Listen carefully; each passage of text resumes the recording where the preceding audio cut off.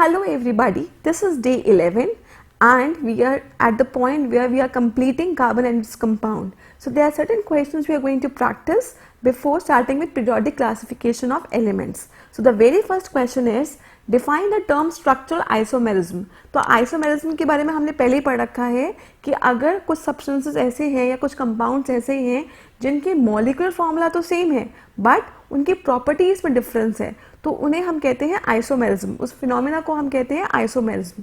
अब यहाँ पे एक आ गया स्ट्रक्चर, तो स्ट्रक्चर में अगर चेंज हो, अब स्ट्रक्चर में चेंज कैसे हो सकता है कि या तो पोजीशन और फंक्शनल ग्रुप में चेंज आए या फिर जो number of carbon in the parent chain है उसमें आपका चेंज आए, तो आपको मिलता है स्ट्रक्चरल आइसोमेरिज्म। ठीक है, तो ये बोल सकते हैं it is the phenomena due to which two or more compounds exist having same molecular formula but different structures. Okay, now अब आपसे पूछा गया है कि प्रोपेन है, क्या वो ये प्रॉपर्टी एग्जिबिट करता है आइसोमेरिज्म की? तो प्रोप मीन्स आपके पास 3 कार्बन एटम्स हैं और एन मीन्स यहाँ पे आपके पास सब कुछ सिंगल बॉन्डेड है, राइट? अब हम देखते हैं कि क्या हम डिफरेंट स्ट्रक्चर अचीव कर सकते हैं यहाँ पे। तो यहाँ पे देखिए जो आपकी पेरेंट चेन है कार्बन की वो 3 कार्बन एटम से है। अब इधर मैंने सपोज ये एक ब्रांच बनाने की कोशिश करी, तो क्या ये ब्रांच है? नहीं। देखो यहाँ पे भी जो पेरेंट चेन बनेगी कार्बन की वो आपकी 3 कार्बन एटम्स की बनेगी, और अगर मैंने ऐसे कार्बन लगा दिया तो यहाँ पे भी जो पेरेंट चेन बनेगी कार्बन की वो 3 कार्बन एटम्स की ही बनेगी। सो ऑल टुगेदर ये तीनों जो हैं ये एक ही स्ट्रक्चर को डिनोट कर रहे हैं विच इज एन प्रोपेन। ठीक है, तो हम बोल सकते हैं कि propane can not exhibit this property because due to lesser number of carbon atoms it can form only one combination of atoms. Okay, now next is draw the structure of possible structures of butane. तो butane हमें पता है 1 2 3 4 इस तरीके से है। ठीक है, यहाँ पे आपका CH3, यहाँ पे H2, यहाँ पे H2 और यहाँ पे H3, तो ये हो गया N ब्यूटेन। अब मैंने क्या करा, एक कार्बन उठाया और उसको मैंने यहाँ मिडल में लगा दिया, तो ये हो गया CH3, ये हो गया CH, ये हो गया CH3 और ये हो गया CH3। अब यहाँ पे 1 2 3। अब सेकेंड वाले कार्बन पे आपका एक मिथाइल ग्रुप अटैच्ड है, तो इसका जो आप देखो कि यहाँ पे जो अब चेन है, पेरेंट चेन है, वो 3 कार्बन एटम्स की है और यहाँ पे 4 की थी। तो यहाँ पे it is actually structural isomerism हमें मिला है क्योंकि number of carbon atoms in the parent chain is changed now. Okay, and it will be 2 methyl and propane, या फिर इसको हम आइसो ब्यूटेन भी कह सकते हैं। Now next question, an element is a main constituent of paper, diamond and clothes etc.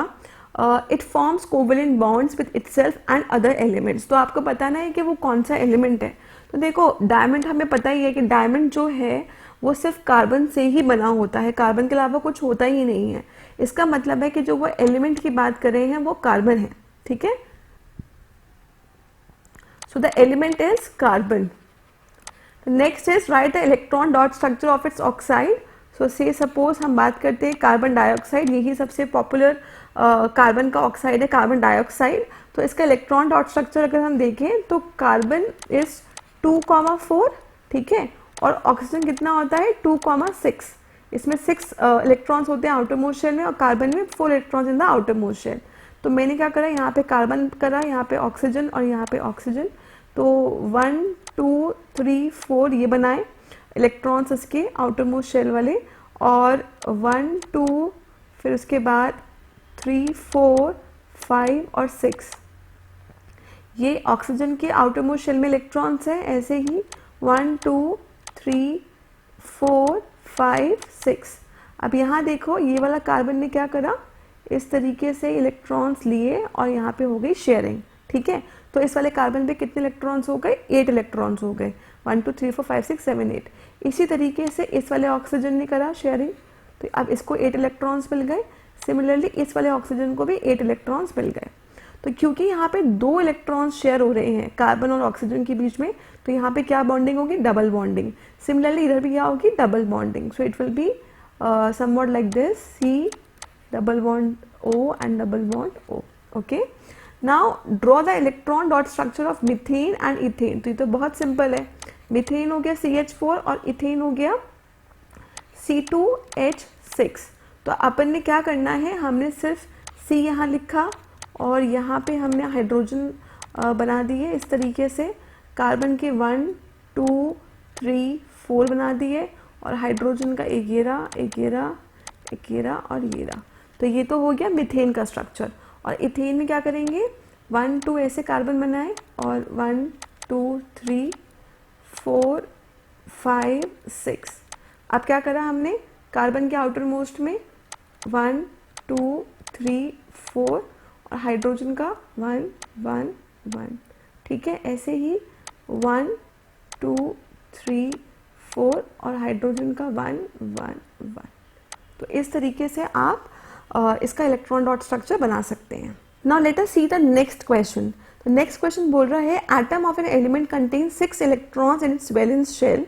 This element is a second major component of air. तो ये एयर का सबसे इंपॉर्टेंट कॉम्पोनेंट है and it is डायएटॉमिक.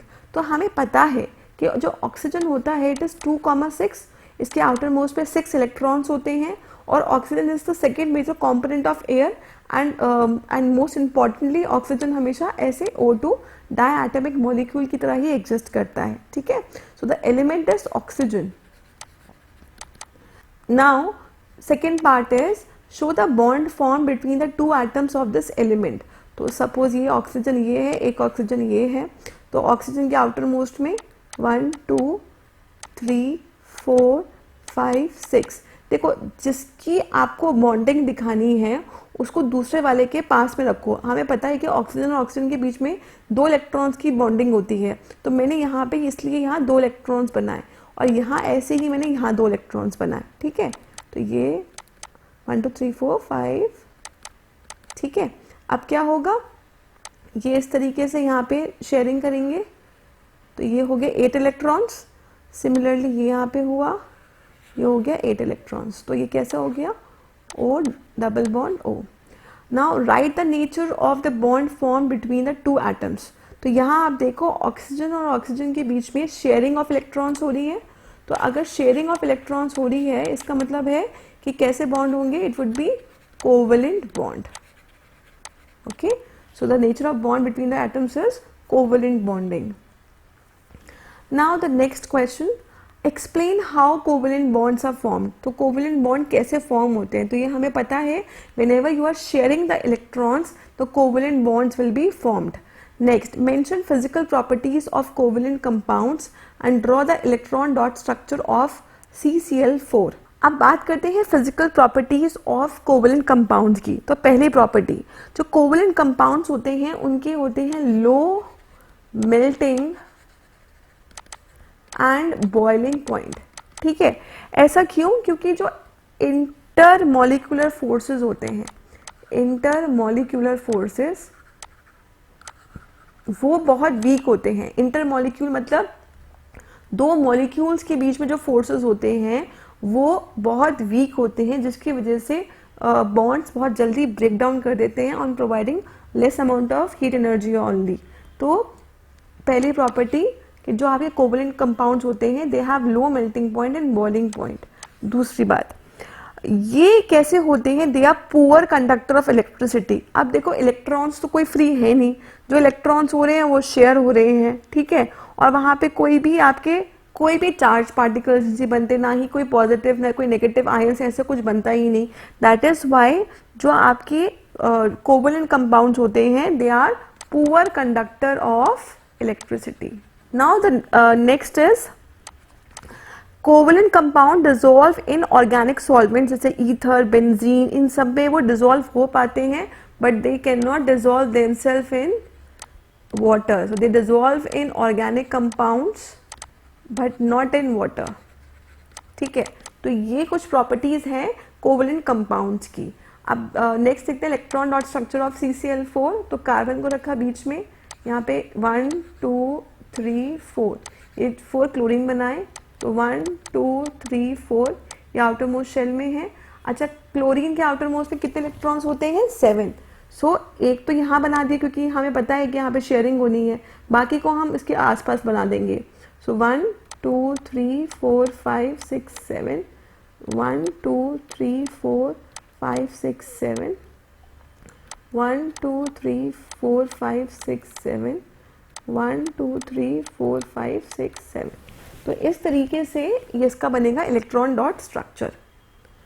Next question number 5. अभी ये passage style question है जिसमें आपको सिर्फ 4 क्वेश्चन सॉल्व करने हैं. ठीक है, तो पहला क्वेश्चन है, a homologous series is a series of organic compounds which belongs to the same family, that is they possess same functional groups and show similar chemical properties. तो ये बात सही है. The members of this series are called homologous and differ from each other by the number of CH2 unit in the main carbon chain. तो ये हमने पढ़ा भी था. ठीक है, अब कुछ क्वेश्चंस हैं जो हम इसके अकॉर्डिंग सॉल्व करने वाले हैं और जो हमारे पास इंफॉर्मेशन है वो हम उससे सॉल्व करेंगे. तो पहला question, the chemical properties of which of the following compound is similar to butane. तो देखो जो ब्यूटेन है वो एल्केन ग्रुप को बिलोंग कर रहा है, राइट. तो एल्केन ग्रुप को अगर वो बिलोंग कर रहा है इसका मतलब है कि सिंगल बॉन्ड वाले जो होंगे उसकी प्रॉपर्टी ब्यूटेन से मैच करेगी. तो यहाँ देखो ये आइन है तो ट्रिपल बॉन्ड है, ये ट्रिपल बॉन्ड है, ये डबल बॉन्ड है. तो जो ये पेंटेन है, ठीक है ना, यहाँ पे ये सिंगल बॉन्ड है. इसका मतलब है कि जो ब्यूटेन की प्रॉपर्टी है वो पेंटेन से सिमिलर होगी. ठीक है, now let us see part B. Part B says the difference between 2 consecutive members in a homologous series in alkanes. तो alkanes का मतलब क्या है कि वो सिंगल बॉन्ड वाली जो कंपाउंड्स हैं उनके बारे में बात कर रहे हैं. In terms of molecular mass and number of atoms of an element is. So basically alkane की हम बात करते हैं तो उसका जेनेरिक फॉर्मूला होता है CnH2n+2.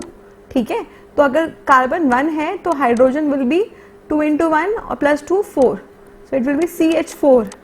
अगर कार्बन आपके 2 है so it will be 2 2 4 5 6 C2H6.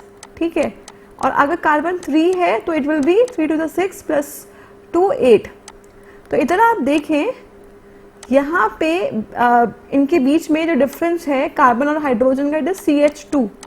Similarly यहाँ पे भी CH2 का है. ठीक है, तो इसका मतलब है CH2 और CH2 वाला है. तो यहाँ अगर आप देखो ये और ये दोनों ऑप्शंस इन्होंने सेम ही दे रखे हैं. तो इसका आंसर क्या होगा, फर्स्ट एंड थर्ड दोनों आप मार्क कर सकते हो, दोनों ही सेम उन्होंने दे रखे हैं. ठीक है, next is the compound CH3CHOH CH3. तो यहाँ अगर आप देखो इन्होंने OH मेंशन कर रखा है. इसका मतलब है कि ये अल्कोहलिक ग्रुप्स के बारे में बात कर रहे हैं क्योंकि अल्कोहलिक ग्रुप में ही आपके पास OH होता है, राइट. सो ये कंपाउंड क्या है, it is alcohol. Next, which of the following is not the property of homologous series. Number 1, they show similar chemical properties. तो हमने पढ़ा था होमोलोगस सीरीज में जितने भी कंपाउंड्स होते हैं जो एक सीरीज को बिलोंग करते हैं दे show similar chemical properties. Next, they differ by 14 unit of by mass. ये भी हमने देख रखा है कि 2 मेंबर्स के बीच में जो मॉलिक्यूलर मास का डिफरेंस होता है that is 14 AMU. Next, they all contain double bond. Now this is wrong. अब इसका मतलब है कि ये सिर्फ एल्कीन्स के बारे में बात कर रहे हैं. ठीक है, बट आप देखें तो एल्केन्स, एल्कीन्स, एल्काइंस या फिर अगर हम अल्कोहलिक ग्रुप्स की बात करते हैं या फिर एल्डिहाइडिक ग्रुप के बारे में बात कर रहे हैं जिनको हम सेम सीरीज में रख रहे हैं in the order of increasing number of carbon atoms, तो वो सब सेम होमोलोगस सीरीज का पार्ट होते हैं.